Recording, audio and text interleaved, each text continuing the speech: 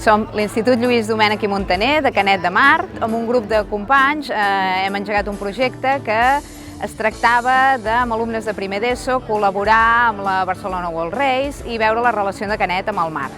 I en el marc d'aquesta relació de Canet amb el mar també ens hem inclòs en aquesta jornada europea de neteja d'espais naturals i vam decidir que, com que estàvem mirant el mar, netejaríem la platja. I ens hem repartit la platja per sectors, amb grups d'alumnes i professors que els acompanyàvem, i hem anat recollint tota la brossa que hem trobat sense classificar-la.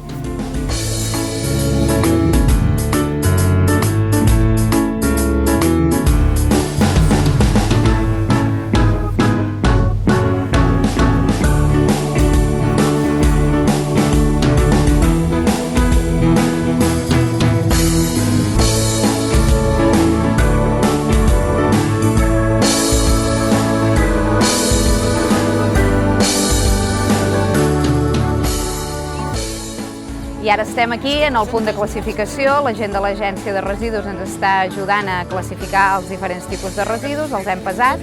Mira, són aquestes dos bosses i el pare. Teniu davant vostre 4 piles diferents. Cadascuna d'elles és un tipus de residu. La primera que tenim allà és de vidre. Després, la segona que tenim aquí davant són els envasos de plàstic o alumini.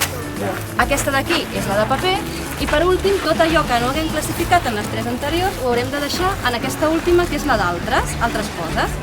Ara farem la cloenda de l'activitat, ens farem una foto tots junts i tirarem cap a l'institut de tornada.